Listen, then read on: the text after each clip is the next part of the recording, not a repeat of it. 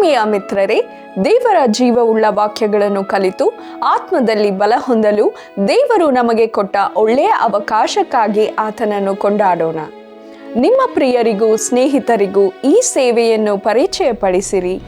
ವಿಮೋಚನಾ ಕಾಂಡ ಪುಸ್ತಕದ 4ನೇ ಅಧ್ಯಾಯದ ಧ್ಯಾನಕ್ಕೆ ನಾವು ಬಂದಿದ್ದೇವೆ. ಇಸ್ರಾಯೇಲ್ಯರ ವಿಮೋಚಕನಾಗಲು ಮೋಶೆಯ ಆಕ್ಷೇಪಣೆಗಳು, ಅವನ ವೈವಾಹಿಕ ಜೀವನದ ಸಮಸ್ಯೆ ಎಂಬ ವಿಷಯಗಳನ್ನು ತಿಳಿದುಕೊಳ್ಳೋಣ. ಪ್ರಾರ್ಥನಾ ಪೂರ್ವಕವಾಗಿ ನಮ್ಮ ಅಧ್ಯಯನವನ್ನು ಪ್ರಾರಂಭಿಸೋಣ.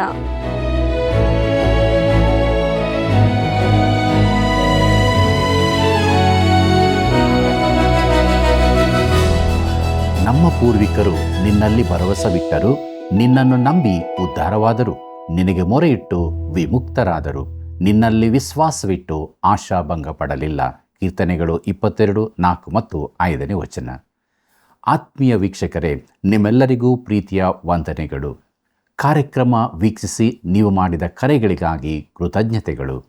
ವಿಮೋಚನಾ ಕಾಂಡ ಪುಸ್ತಕದ ಅಧ್ಯಯನದಲ್ಲಿ ನಾವು ಮುಂದೆ ಸಾಗುವಾಗ ಇಂದು 4ನೇ ಅಧ್ಯಾಯದ ಧ್ಯಾನವನ್ನು ಪ್ರಾರಂಭಿಸೋಣ. ಈ 4ನೇ ಅಧ್ಯಾಯದ ಮುಖ್ಯ ಪ್ರಸ್ತಾಪ ಇಸ್ರಾಯೇಲ್ಯರ ವಿಮೋಚಕನಾಗುವುದಕ್ಕೆ ಮೋಶೆಯ ಆಕ್ಷೇಪಗಳು, ಆರೋನನು ಮೋಶೆಯ ಪರವಾಗಿ ಮಾತನಾಡುವವನಾದದ್ದು, ಮೋಶೆ ಐಗುಪ್ತಕ್ಕೆ ಹಿಂದಿರುಗಿದ್ದು ಎಂಬುದಾಗಿದೆ.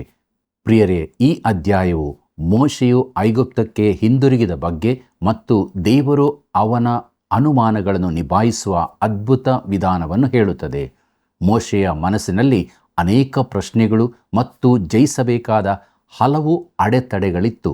ಆದರೆ ಮೋಶೆಯ ಪ್ರತಿಯೊಂದು ಆಕ್ಷೇಪಣೆಗೂ ದೇವರ ಬಳಿ ಉತ್ತರವಿದೆ. ಇಸ್ರಾಯೇಲಿನ ವಿಮೋಚಕನಾಗಲು ಮೋಶೆಯ ಆಕ್ಷೇಪಣೆಗಳು ಎಂಬುದನ್ನು ನೋಡುವಾಗ, ದೇವರು ಬಯಸಿದ ಕೆಲಸಕ್ಕೆ ತಾನು ತಪ್ಪು ವ್ಯಕ್ತಿ ಎಂದು ಮೋಶೆ ಭಾವಿಸಲು ಅವನಿಗೆ ಹಲವಾರು ಕಾರಣಗಳಿದ್ದವು. ವಿಮೋಚನೆ ಕಾಂಡ ಪುಸ್ತಕ 4ನೇ ಅಧ್ಯಾಯ 1 ಮತ್ತು 2ನೇ ವಚನವನ್ನು ಗಮನಿಸಿರಿ. ಅದಕ್ಕೆ ಮೋಶೆ, ಚಿತ್ತೈಸು, ಅವರು ನನ್ನನ್ನು ನಂಬದೆ ನನ್ನ ಮಾತಿಗೆ ಕಿವಿಗೊಡದೆ ಹೋದಾರು. ಯೆಹೋವನು ನಿನಗೆ ಕಾಣಿಸಿಕೊಂಡೇ ಇಲ್ಲವೆಂದು ಹೇಳಾರು ಎನ್ನಲು, ಯೆಹೋವನು ಅವನನ್ನು, ಅದೇನು ನಿನ್ನ ಕೈಯಲ್ಲಿರುವುದು ಎಂದು ಕೇಳಿದನು. ಅವನು, ಇದು ಕೋಲು ಅಂದನು ಎಂಬುದೇ. ಪ್ರಿಯ ವೀಕ್ಷಕರೇ, ಮುಂದಣ ದಿನಗಳಲ್ಲಿ ಮೋಶೆ ಈ ಕೋಲನ್ನು ಅನೇಕ ರೀತಿಯಲ್ಲಿ ಉಪಯೋಗಿಸಲಿಕ್ಕಿದ್ದಾನೆ. ಅದು ಅವನ ಅಧಿಕಾರದ ಚಿಹ್ನೆಯಾಗಲಿತ್ತು. ದೇವರು ಮೋಶೆಯೊಂದಿಗಿದ್ದಾನೆಂಬುದಕ್ಕೆ ಇಸ್ರಾಯೇಲ್ಯರಿಗೂ ಐಗುಪ್ತರಿಗೂ ಅದು ಒಂದು ಸಾಕ್ಷಿಯಾಗಿತ್ತು. ಅವನಿಗೆ ಅದು ಶಕ್ತಿಗೆ ಮೂಲವೂ ಆಗಿತ್ತು. ವಿಮೋಚನೆ ಕಾಂಡ ಪುಸ್ತಕ 4ನೇ ಅಧ್ಯಾಯ 3ನೇ ವಚನವನ್ನು ನನ್ನೊಂದಿಗೆ ಗಮನಿಸಿರಿ. ಯೆಹೋವನು ಅವನಿಗೆ, ಅದನ್ನು ನೆಲದಲ್ಲಿ ಬಿಸಾಡು ಎಂದು ಹೇಳಿದನು. ನೆಲದಲ್ಲಿ ಬಿಸಾಡುತ್ತಲೇ ಅದು ಹಾವಾಯಿತು. ಮೋಶೆ ಅದಕ್ಕೆ ಭಯಪಟ್ಟು ಓಡಿಹೋದನು ಎಂಬುದೇ.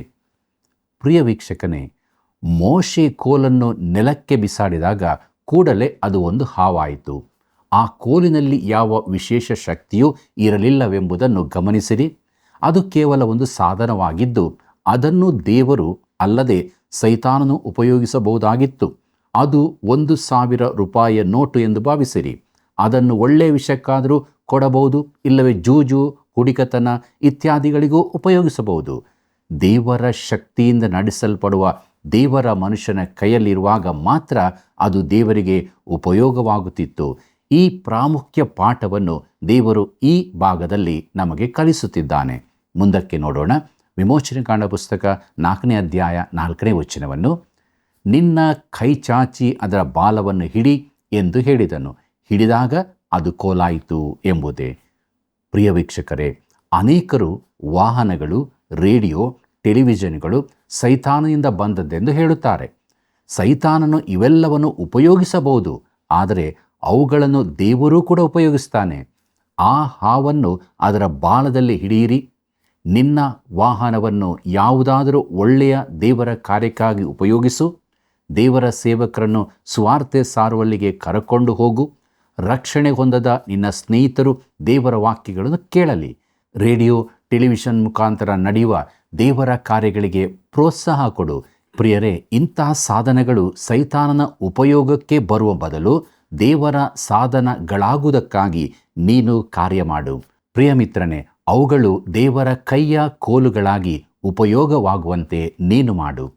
ಇಸ್ರಾಯೇಲ್ಯರನ್ನು ಐಗುಪ್ತರ ಗುಲಾಮತನದಿಂದ ಬಿಡಿಸುವುದಕ್ಕಾಗಿ ದೇವರು ಮೋಶೆಯನ್ನು ಕರೆದನು. ಅವನನ್ನು 40 ವರ್ಷಗಳವರೆಗೆ ಅರಣ್ಯದಲ್ಲಿ ತರಬೇತುಗೊಳಿಸಿದನು. ಉರಿಯುವ ಪೊದೆಯ ಬಳಿ ಅವನನ್ನು ನೇಮಕ ಮಾಡಿದನು.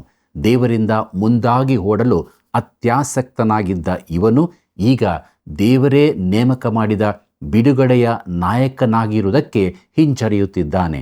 ದೇವರಿಗೆ ನೆವನಗಳನ್ನು ಹೇಳುತ್ತಿದ್ದಾನೆ. ಆಗ ದೇವರು ಅವನ ಕೈಯಲ್ಲಿ ಒಂದು ಕೋಲನ್ನು ನೀಡುತ್ತಾನೆ. ಮನುಷ್ಯನ ಕೈಯಲ್ಲಿ ದೇವರ ಚಿತ್ತಕ್ಕೆ ಸರಿಯಾಗಿ ಉಪಯೋಗವಾಗುವಾಗ ಆ ಕೋಲು ಅವನಿಗೆ ಅಧಿಕಾರದ ಚಿಹ್ನೆಯಾಗಿತ್ತೆಂಬುದನ್ನು ಅವನು ಕಲಿತುಕೊಂಡನು.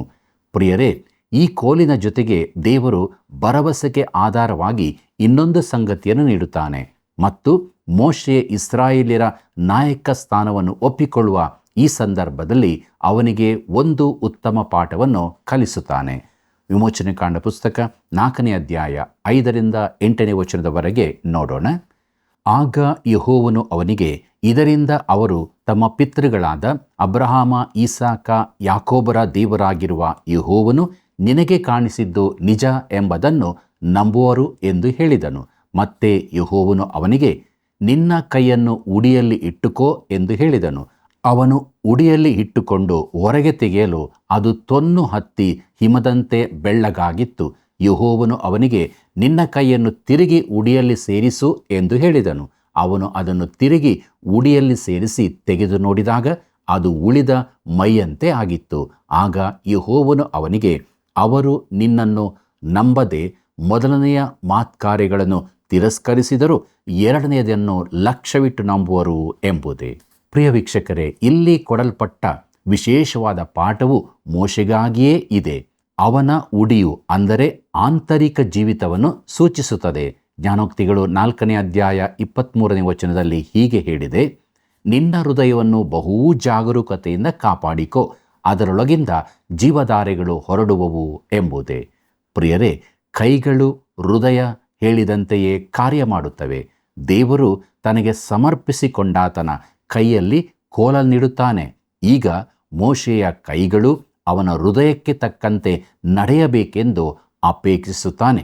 ಮತ್ತಾಯನ ಬರೆದ ಸುವಾರ್ತೆ 7ನೇ ಅಧ್ಯಾಯ 17ನೇ ವಚನದಲ್ಲಿ ಯೇಸು ಹೀಗೆ ಹೇಳಿದ್ದಾನೆ, ಹಾಗೆಯೇ ಒಳ್ಳೆಯ ಮರಗಳೆಲ್ಲ ಒಳ್ಳೆಯ ಫಲವನ್ನು ಕೊಡುವು, ಹುಳುಕು ಮರವು ಕೆಟ್ಟ ಫಲವನ್ನು ಕೊಡುವುದು ಎಂಬುದೇ.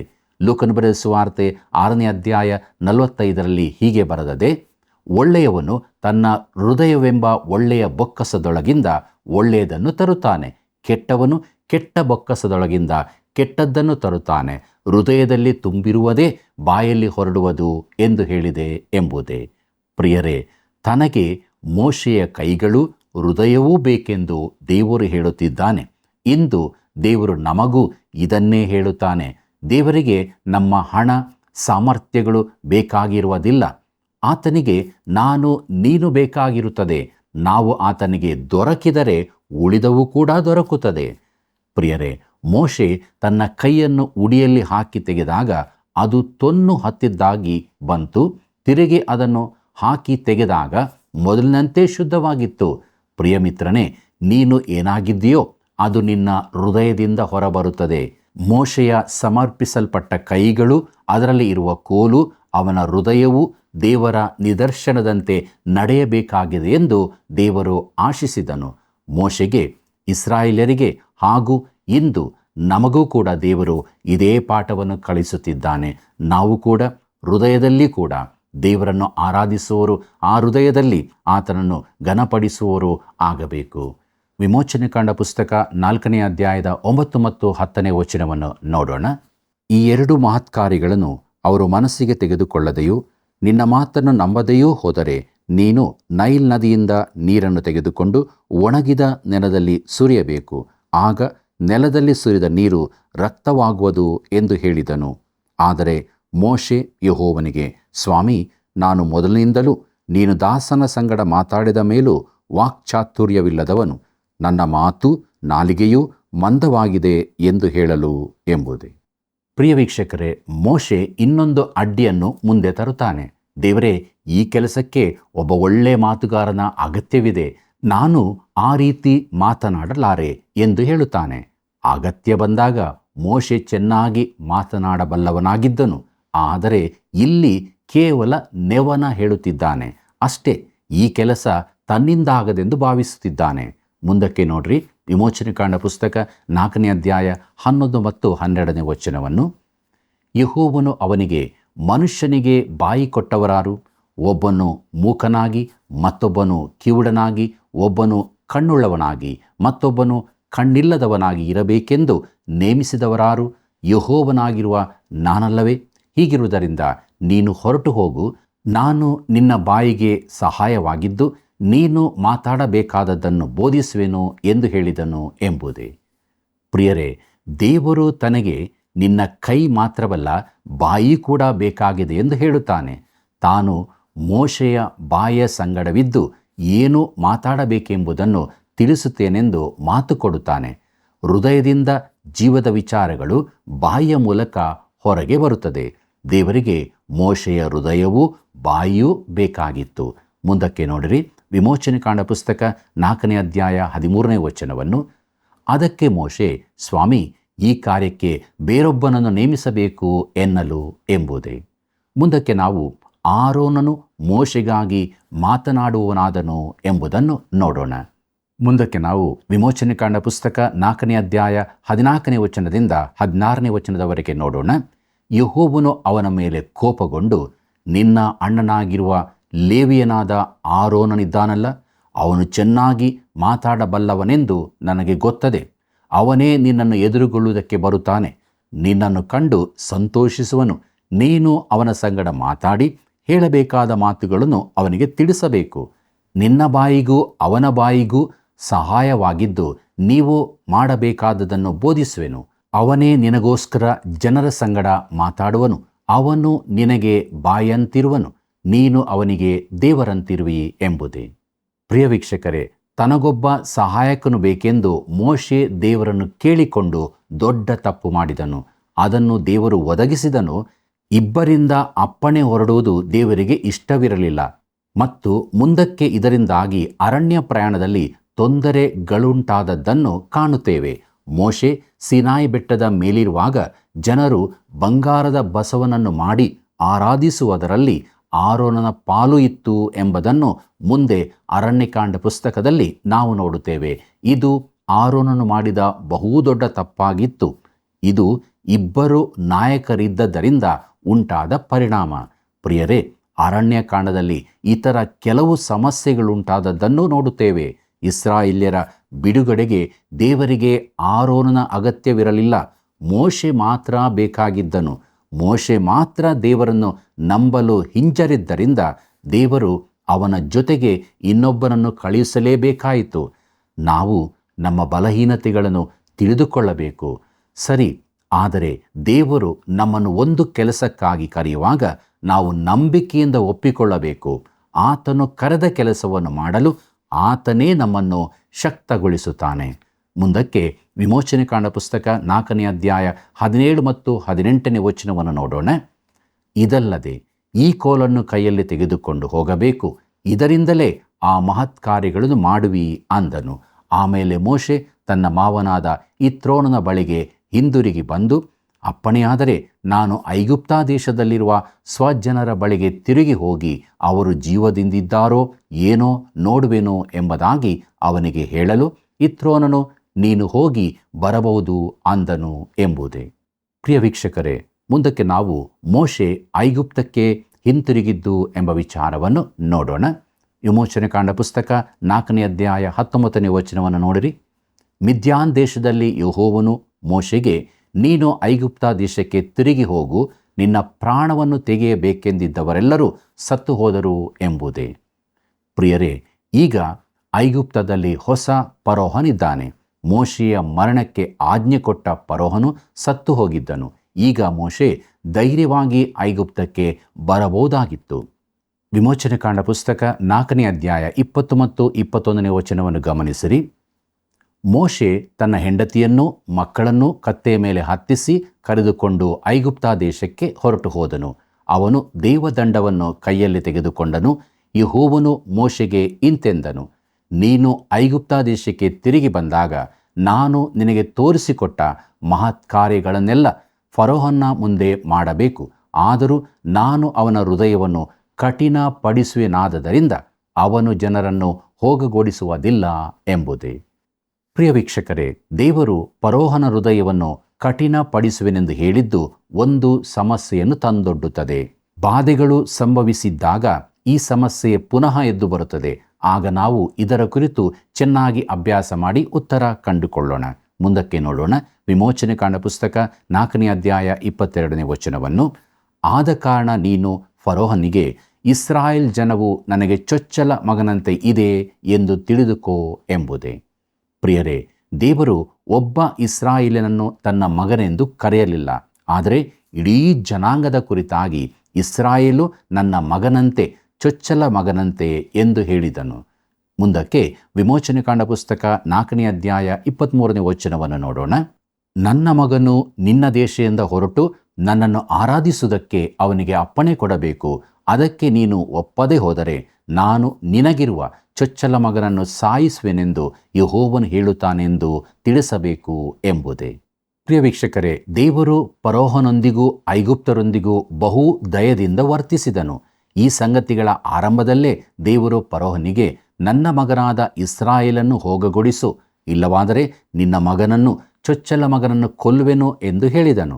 ಆದರೆ ಐಗುಪ್ತರ ಚೊಚ್ಚಲ ಮಕ್ಕಳನ್ನು ಕೊಲ್ಲುವ ಮೊದಲು ದೇವರು ಅನೇಕ ಬಾಧೆಗಳನ್ನು ಕಳುಹಿಸಿ ಫರೋಹನಿಗೆ ನಿಜ ದೇವರನ್ನು ಒಪ್ಪಿಕೊಳ್ಳುವುದಕ್ಕೂ ಇಸ್ರಾಯೇಲ್ಯರನ್ನು ಕಳುಹಿಸಿ ಬಿಡುವುದಕ್ಕೂ ಅವಕಾಶ ಕೊಟ್ಟನು. ಆದರೆ ಫರೋಹನನು ಈ ಸಂದರ್ಭವನ್ನು ಸದುಪಯೋಗಪಡಿಸಿಕೊಳ್ಳಲೇ ಇಲ್ಲ. ವಿಮೋಚನೆ ಕಾಂಡ ಪುಸ್ತಕ 4ನೇ ಅಧ್ಯಾಯ 24ನೇ ವಚನವನ್ನು ಗಮನಿಸಿರಿ. ಹೋಗುವ ದಾರಿಯಲ್ಲಿ ಮೋಶೆ ಛತ್ರದಲ್ಲಿದ್ದಾಗ ಯೆಹೋವನು ಅವನೆದುರಿಗೆ ಬಂದು ಅವನ ಪ್ರಾಣವನ್ನು ತೆಗೆಯಬೇಕೆಂದಿದ್ದನು ಎಂಬುದೇ. ಪ್ರಿಯ ವೀಕ್ಷಕರೇ, ಇದು ವಿಚಿತ್ರವಾದ ವಾಕ್ಯವಾದರೂ ಮೋಶೆಯ 3ನೆಯ ಆಕ್ಷೇಪವನ್ನು ತೋರಿಸಿಕೊಡುತ್ತದೆ. ಅವನು ತನ್ನ ಮಕ್ಕಳಿಗೆ ಸುನ್ನತಿ ಮಾಡಿರಲಿಲ್ಲ. ಸುನ್ನತಿಯು ದೇವರು ಅಬ್ರಹಾಮನೊಂದಿಗೆ ಮಾಡಿಕೊಂಡ ಒಡಂಬಡಿಕೆಗೆ ಗುರುತಾಗಿತ್ತು. ಮೋಶೆ ಇತರರಿಗೆ ದೇವರ ಚಿತ್ತವನ್ನು ಪ್ರಕಟಿಸುವನಾಗಬೇಕಿದ್ದರೆ ಅವನು ಮೊದಲು ದೇವರ ಚಿತ್ತಕ್ಕೆ ವಿಧೇಯನಾಗಿರಬೇಕಾಯಿತು. ವಿಮೋಚನೆ ಕಾಂಡ ಪುಸ್ತಕ 4ನೇ ಅಧ್ಯಾಯ 25 ಮತ್ತು 26ನೇ ವಚನವನ್ನು ಗಮನಿಸಿರಿ. ಹೀಗಿರುವಾಗ ಚಿಪ್ಪೋರಳು ಕಲ್ಲಿನ ಚೂರಿಯಿಂದ ತನ್ನ ಮಗನಿಗೆ ಸುನ್ನತಿ ಮಾಡಿ ಮೋಶೆಗೆ, ನೀನು ನನಗೆ ರಕ್ತಧಾರೆಯಿಂದಾದ ಮದಲಿಂಗನಾದಿ ಎಂದು ಹೇಳಿ ಕತ್ತರಿಸಿದ್ದನ್ನು ಅವನ ಪಾದಗಳಿಗೆ ಮುಟ್ಟಿಸಲು ಯೆಹೋವನು ಅವನನ್ನು ಉಳಿಸಿದನು. ಆಕೆ ಸುನ್ನತಿಯ ನಿಮಿತ್ತವೇ ನೀನು ನನಗೆ ರಕ್ತಧಾರೆಯಿಂದಾದ ಮದಲಿಂಗನು ಎಂಬ ಮಾತನ್ನು ಹೇಳಿದಳು ಎಂಬುದೇ. ಪ್ರಿಯ ವೀಕ್ಷಕರೇ, ಈ ಘಟನೆಯನ್ನು ಅರ್ಥ ಮಾಡಿಕೊಳ್ಳುವುದು ಕಷ್ಟ. ಅದನ್ನು ಸ್ವಲ್ಪ ವಿವರವಾಗಿ ತಿಳಿಯಲು ಹಿಂದಕ್ಕೆ ಹೋಗಬೇಕಾಗಿದೆ. ಮೋಶೆ ಐಗುಪ್ತದಿಂದ ಹೆದರಿ ಓಡಿ ಹೋದವನು, ಮಿದ್ಯಾನ್ ದೇಶಕ್ಕೆ ಹೋದವನು. ಈ ಮಿದ್ಯಾನ್ಯರು ಅಬ್ರಾಮ ಹಾಗೂ ಕೆಟೋರಳಿಂದ ಉಂಟಾದ ಜನಾಂಗ. ಅವರು ಏಕದೇವರನ್ನು ನಂಬುವರಾಗಿದ್ದರೂ ಮೂರ್ತಿ ಪೂಜಕರಾಗಿರಲಿಲ್ಲ. ಮೋಶೆ ಅವರ ಜೊತೆಯಲ್ಲಿ ನಿರಾಳವಾಗಿದ್ದನು. ಅವನು ಮಿದ್ಯಾನ್ಯರ ಆಚಾರ್ಯನೊಂದಿಗೆ ಒಳ್ಳೆ ಸಂಬಂಧದಿಂದಿದ್ದನು.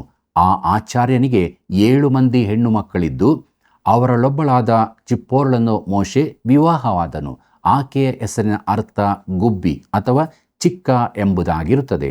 ಆಕೆ ಮೊದಲು ಚಿಕ್ಕ ಪಕ್ಷಿಯಂತೆ ಇದ್ದಳು. ದೇವರು ಆರಂಭದಲ್ಲಿ ಮೋಶೆಯ ಮನೆಯನ್ನು ಆಶೀರ್ವದಿಸಿದನು. ಅವನ ಮೊದಲ ಮಗನಾದ ಗೆರ್ಷೋಮ್ ಮಿದ್ಯಾನಿನಲ್ಲಿ ಹುಟ್ಟಿದ್ದನು. ಗೆರ್ಷೋಮ್ ಅಂದರೆ ಪ್ರವಾಸಿ ಅಥವಾ ಅಪರಿಚಿತ ಎಂದು ಅರ್ಥವಾಗುತ್ತದೆ. ತನ್ನ ದೇಶದಲ್ಲಿ ಮೋಶೆ ಅಪರಿಚಿತನಾಗಿದ್ದರೂ ಮಿದ್ಯಾನನ್ನು ತನ್ನ ಸ್ವದೇಶವನ್ನಾಗಿ ಮಾಡಿಕೊಂಡಿದ್ದನು. ಆದರೆ ದುರದೃಷ್ಟವಶಾತ್ ಮೋಶೆಯ ವೈವಾಹಿಕ ಜೀವಿತದಲ್ಲಿ ಸಮಸ್ಯೆ ಇತ್ತು. ದೇವರು ಉರಿಯುವ ಪೊದೆಯಿಂದ ಮೋಶೆಯನ್ನು ಕರೆದು ಐಗುಪ್ತಕ್ಕೆ ಹೋಗಲು ನೇಮಿಸಿದನು.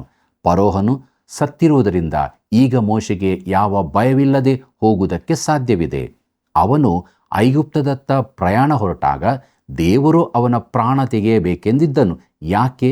ಮೋಶೆ ತನ್ನ ಮಗನಿಗೆ ಸುನ್ನತಿಯ ಸಂಸ್ಕಾರ ಮಾಡುವುದಕ್ಕೆ ಮರೆತಿದ್ದನು. ಸುನ್ನತಿಯು ದೇವರು ಅಬ್ರಹಾಮನೊಂದಿಗೆ ಮಾಡಿಕೊಂಡ ಒಡಂಬಡಿಕೆಗೆ ಗುರುತಾಗಿತ್ತು. ಇಸ್ರಾಯೇಲ್ಯರು ತಮ್ಮ ಶರೀರದ ಮೇಲೆ ಭರವಸವಿಡಬಾರದೆಂದು ಇದು ತಿಳಿಸುವಂಥದ್ದಾಗಿತ್ತು. ಪ್ರಿಯರೇ, ತಮ್ಮ ಶರೀರದ ಭಾಗವನ್ನು ಕೊಯ್ದುಕೊಳ್ಳುವ ಮೂಲಕ ಇಸ್ರಾಯೇಲ್ಯರು ತಮ್ಮ ಪೂರ್ಣ ಭರವಸವನ್ನು ದೇವರ ಮೇಲೆಯೇ ಇಡಬೇಕಾಗಿತ್ತು. ಆದಿಕಾಂಡ ಪುಸ್ತಕ 15ನೇ ಅಧ್ಯಾಯ 6ನೇ ವಚನ, ಕೀರ್ತನೆ 106 31ನೇ ವಚನ, ರೋಮಾಪುರದವರಿಗೆ ಬರೆದ ಪತ್ರಿಕೆ 4ನೇ ಅಧ್ಯಾಯ 3ನೇ ವಚನ ಹಾಗೂ ಗಲಾತದವರಿಗೆ ಬರೆದ ಪತ್ರಿಕೆ 3ನೇ ಅಧ್ಯಾಯ 6ನೇ ವಚನದಲ್ಲಿ ಅಬ್ರಹಾಮನು ದೇವರನ್ನು ನಂಬಿದನು, ಅವನ ನಂಬಿಕೆ ಅವನ ಲೆಕ್ಕಕ್ಕೆ ನೀತಿಯೆಂದು ಎಣಿಸಲ್ಪಟ್ಟಿತು ಎಂಬುದಾಗಿ ಬರೆದದೆ. ಇಸಾಕ, ಯಾಕೋಬರು ಅಬ್ರಹಾಮನ ಮಾದರಿಯನ್ನು ಅನುಸರಿಸಿದರು. ಅವರು ಹುಟ್ಟಿನಿಂದಲೇ ಇಸ್ರಾಯೇಲ್ಯರಾಗಿದ್ದರೂ ಸುನ್ನತಿಯು ಅದಕ್ಕೆ ಗುರುತಾಗಿತ್ತು. ಸುನ್ನತಿಯನ್ನು ಮಾಡಿಕೊಳ್ಳುವುದು ಅವರಿಗೆ ನಂಬಿಕೆಯ ಕ್ರಿಯೆಯಾಗಿತ್ತು. ಚಿಪ್ಪೋರಳು ಬಹುಶಃ ಈ ಸಂಸ್ಕಾರವನ್ನು ವಿರೋಧಿಸಿರಬಹುದು ಮತ್ತು ಮೋಶೆ ಕೂಡ ಅದು ಬೇಕೇ ಎಂದು ಒತ್ತಾಯಿಸಿರಲಿಲ್ಲ. ಈ ಕ್ರಿಯೆ ಅಷ್ಟೊಂದು ಪ್ರಾಮುಖ್ಯವೆಂದು ಮೋಶೆಯು ನೆನೆಸಿರಲಿಲ್ಲ ಮತ್ತು ಅವನ ಪತ್ನಿ ಇದೊಂದು ವ್ಯರ್ಥವಾದ ರಕ್ತ ಸುರಿಸುವ ಕ್ರಿಯೆ ಎಂದು ಅಲಕ್ಷ್ಯ ಮಾಡಿದಳು. ಹೇಗಿದ್ದರೂ ಈ ಕಾರಣಕ್ಕಾಗಿ ತಮ್ಮಲ್ಲಿ ವಿರಸ ಬೇಡವೆಂದು ಮೋಶೆ ನೆನೆಸಿದನು. ಪ್ರಿಯರೇ, ಮೋಶೆಯ ಪತ್ನಿ ನಾಸ್ತಿಕಳಲ್ಲ, ಏಕ ದೇವರನ್ನಾರಾಧಿಸುವಳಾಗಿದ್ದಳು. ಆಕೆ ಸುನ್ನತಿಯನ್ನು ವಿರೋಧಿಸುತ್ತಿದ್ದಳು ಮತ್ತು ಮೋಶೆ ಇದನ್ನು ದೊಡ್ಡದು ಮಾಡಲು ಇಚ್ಛಿಸಲಿಲ್ಲ. ಮೋಶೆ ಫರೋಹನನ್ನೆದುರಿಸಲು ತಯಾರಿದ್ದನು, ಆದರೆ ತನ್ನ ಪತ್ನಿಯನ್ನಲ್ಲ. ಇಸ್ರಾಯೇಲ್ಯರು ತಪ್ಪು ಮಾಡಿದಾಗ ಮೋಶೆ ಖಂಡಿಸಬಲ್ಲವನಾಗಿದ್ದನು, ಆದರೆ ತನ್ನ ಪತ್ನಿಯ ತಪ್ಪನ್ನು ಹೇಳಲಾರದಾದನು. ಪ್ರಿಯರೇ, ಈ ಅವಿಧೇಯತೆ ಅಷ್ಟೇನೂ ದೊಡ್ಡದಲ್ಲವೆಂದು ಮೋಶೆ ಭಾವಿಸಿರಬೇಕು. ಅವನು ಅದನ್ನು ಹಗುರವಾಗಿ ಭಾವಿಸಿ ಅಲಕ್ಷ್ಯ ಮಾಡಿದನು. ಪ್ರಿಯ ವೀಕ್ಷಕರೇ, ಕೆಲವು ಕ್ರೈಸ್ತ ಸೇವಕರು ಕೂಡ ಬೇರೆ ಕುಟುಂಬದವರ ತಪ್ಪನ್ನು ಸರಿ ಮಾಡಲು ಹೋಗುತ್ತಾರೆ, ಆದರೆ ತಮ್ಮ ಕುಟುಂಬದಲ್ಲಿನ ತಪ್ಪನ್ನು ಅಲಕ್ಷ್ಯ ಮಾಡುತ್ತಾರೆ. ದೇವರು ಮೋಶೆಯ ಜೀವಿತದಲ್ಲಿ ಮಧ್ಯ ಪ್ರವೇಶಿಸಿದನು. ಐಗುಪ್ತದ ದಾರಿಯಲ್ಲಿ ಆತನು ಮೋಶೆಯನ್ನು ತಡೆದು ನಿಲ್ಲಿಸಿ ಈ ಸಂಗತಿಯ ಗಾಂಭೀರ್ಯವನ್ನು ತಿಳಿಯಪಡಿಸಿದನು. ಆತ್ಮಿಕ ಸಂಗತಿಗಳ ವಿಚಾರದಲ್ಲಿ ಪತಿ ಪತ್ನಿಯರು ಪೂರ್ತಿ ಸಹಮತವಾಗಿಲ್ಲದಿದ್ದರೆ ನಿಜವಾದ ಅಪಾಯವಿದೆ. ಇದಕ್ಕಾಗಿಯೇ ವಿಶ್ವಾಸಿಗಳು ಅವಿಶ್ವಾಸಿಗಳೊಂದಿಗೆ ವಿವಾಹ ಸಂಬಂಧ ಬೆಳೆಸಬಾರದೆಂದು ಸತ್ಯವೇದ ಖಂಡಿತವಾಗಿ ಎಚ್ಚರಿಕೆ ನೀಡುತ್ತದೆ. ಆದುದರಿಂದ ಪ್ರಿಯರೇ, ನಮ್ಮ ಜೀವಿತಗಳಲ್ಲಿಯೂ ನಾವು ಬಹಳ ಎಚ್ಚರಿಕೆಯಿಂದ ಮುಂದಕ್ಕೆ ಸಾಗಬೇಕಾಗಿದೆ. ಮೋಶೆಯ ಪ್ರಾಣವನ್ನುಳಿಸಲು ಚಿಪ್ಪೋರಳು ತಮ್ಮ ಮಗನಿಗೆ ಸುನ್ನತಿ ಮಾಡಿಸಿದಳು. ಆಕೆ ಮಾಡಿದ್ದು ಆಕೆಯ ಮಟ್ಟಿಗೆ ನಂಬಿಕೆಯ ಒಂದು ಕ್ರಿಯೆಯಾಗಿತ್ತು. ಅಬ್ರಹಾಮನೊಂದಿಗಿನ ಒಡಂಬಡಿಕೆಯ ವಾಗ್ದಾನಕ್ಕೆ ಆಕೆಯೂ ಸೇರಿಕೊಂಡಳು. ಅವರ ಮಗನಿಗಾದ ಸುನ್ನತಿಯ ಬಳಿಕ ಐಗುಪ್ತಕ್ಕೆ ಅವರು ಸೇರಿದಾಗ ಮೋಶೆಗೆ ಸಮಸ್ಯೆಯ ಅರಿವಾಗಿರಬೇಕು. ಆಗ ಆಕೆಯನ್ನು ಹಿಂದಕ್ಕೆ ಅವಳ ತಂದೆಯ ಮನೆಗೆ ಕಳುಹಿಸಿಕೊಟ್ಟನು. ಮುಂದೆ ಅರಣ್ಯ ಪ್ರಯಾಣದ ವೇಳೆ ಮೋಶೆಯ ಮಾವನಾದ ಇತ್ರೋನನು ಚಿಪ್ಪೋರಳನ್ನು ಮೋಶೆಯ ಬಳಿಗೆ ಕರೆತಂದನು. ಹೀಗೆ ಅವರಿಬ್ಬರು ಪುನಃ ಒಂದಾದರು. ಮುಂದಕ್ಕೆ ನೋಡೋಣ. ವಿಮೋಚನೆ ಕಾಂಡ ಪುಸ್ತಕ 4ನೇ ಅಧ್ಯಾಯ 27ನೇ ವಚನದಿಂದ 31ನೇ ವಚನದವರೆಗೆ.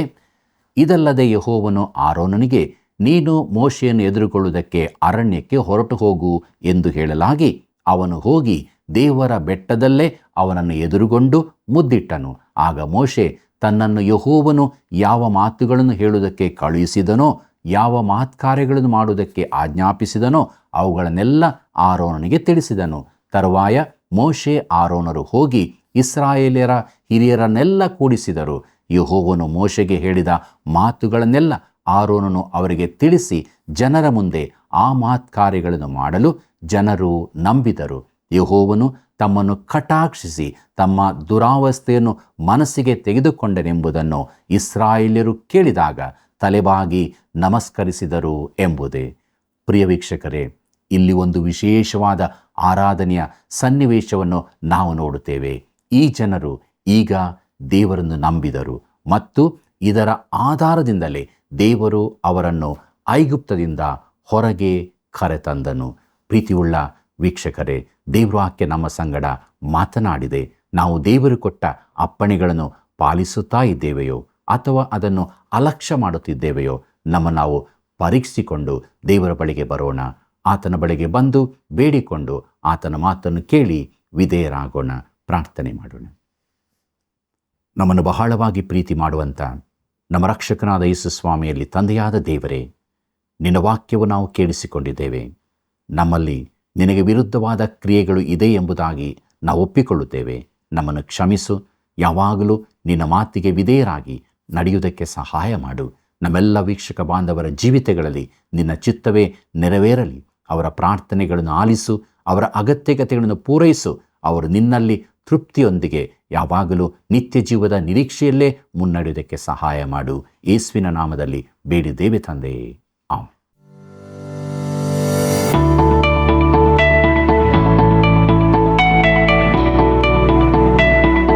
ಇಂದಿನ ಅಧ್ಯಯನಕ್ಕೆ ಒಂದು ಪ್ರಶ್ನೆ. ಚಿಪ್ಪೋರಳ ಹೆಸರಿನ ಅರ್ಥವೇನು? ಚಿಪ್ಪೋರಳ ಹೆಸರಿನ ಅರ್ಥವೇನು? ಉತ್ತರ: ಪಾರಿವಾಳ, ಗುಬ್ಬಿ, ರೂಪವತಿ. ಸರಿಯಾದ ಉತ್ತರವನ್ನು ಆಯ್ಕೆ ಮಾಡಿ ಈಗ ಹೇಳುವ ವಾಟ್ಸಪ್ ಸಂಖ್ಯೆಗೆ ಕಳುಹಿಸಿರಿ. 7618737772.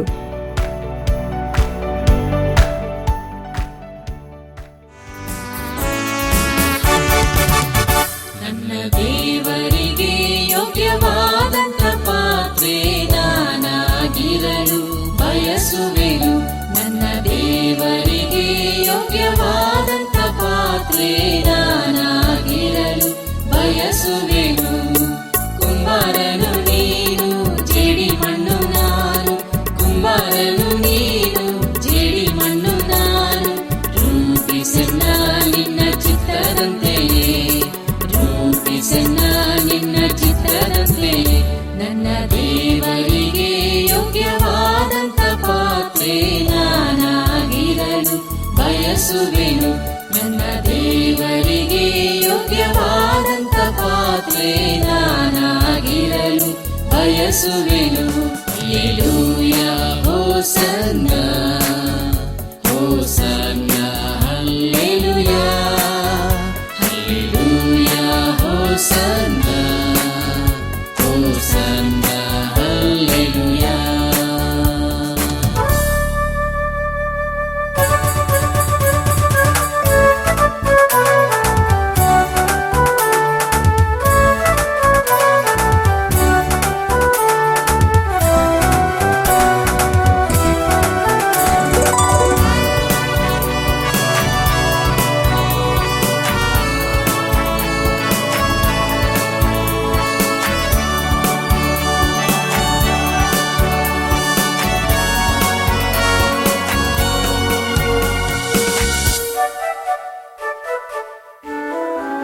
ನನ್ನ ಪಾತ್ರೆಯು ತುಂಬಿ ಹೊರಸೂಸುವಂತೆ ನಿನ್ನ ಕೃಪೆಯನ್ನು ಅನುಗ್ರಹಿಸು. ನನ್ನ ಪಾತ್ರೆಯು ತುಂಬಿ ದೇವರು ಮೋಶೆಯನ್ನು ಅರಣ್ಯದಲ್ಲಿ 40 ವರ್ಷ ತರಬೇತಿಗೊಳಿಸಿದರೂ ಕೂಡ ಮೋಶೆ ನೆವ ಹೇಳಿ ತಪ್ಪಿಸಿಕೊಳ್ಳಲು ಪ್ರಯತ್ನಿಸುತ್ತಿದ್ದನು. ದೇವರ ಆಲೋಚನೆಗೆ ವಿರೋಧವಾದ ರೀತಿಯಲ್ಲಿ ಆರೋನನು ಮೋಶೆಗೆ ಸಹಾಯಕನಾಗಿ ಬಂದನು. ಈ ಆರೋನನು ಮುಂದಕ್ಕೆ ಇಸ್ರಾಯೇಲ್ಯರು ಬಂಗಾರದ ಬಸವನನ್ನು ಆರಾಧಿಸುವುದರಲ್ಲಿ ಪಾಲುಗಾರನಾಗಿದ್ದನು. ಮೋಶೆ ಕುಟುಂಬವಾಗಿ ಐಗುಪ್ತಕ್ಕೆ ಹಿಂದಿರುಗಿದಾಗ ಚಿಪ್ಪೋರಳು ತನ್ನ ಮಗನಿಗೆ ಸುನ್ನತಿ ಮಾಡಿ ಒಡಂಬಡಿಕೆಯ ವಾಗ್ದಾನಕ್ಕೆ ಸೇರಿಕೊಂಡಳು. ಆದುದರಿಂದ ಪ್ರಿಯರೇ, ದೇವರ ಪ್ರತಿಯೊಂದು ಮಾತಿಗೂ ಕಟ್ಟಳೆಗೂ ನಾವು ವಿಧೇಯರಾಗಿ ನಮ್ಮ ಜೀವಿತದಲ್ಲಿ ಜೀವಿಸುವುದು ಎಷ್ಟೋ ಅಗತ್ಯವಾಗಿದೆ. ಪ್ರಿಯ ವೀಕ್ಷಕರೇ, ನೀವು ಇಂದು ಹೊಂದಿಕೊಂಡ ಆಶೀರ್ವಾದಗಳನ್ನು, ತಿಳಿದುಕೊಂಡ ಸತ್ಯಗಳನ್ನು ಕರೆ ಮಾಡಿ ನಮಗೆ ತಿಳಿಯಪಡಿಸಿರಿ. ಮಿಸ್ ಕಾಲ್ ನೀಡಿ ಸೇವೆಯನ್ನು ಬೆಂಬಲಿಸಿರಿ. ವಂದನೆಗಳು. ಈ ಕಾರ್ಯಕ್ರಮ ನಿಮಗೆ ಇಷ್ಟವಾಯಿತೆ? ಈಗಲೇ ಒಂದು ಮಿಸ್ಡ್ ಕಾಲ್ ಕೊಡಿರಿ. ಮುಂದಿನ ವಿಜೇತರು ನೀವಾಗಿರಬಹುದು.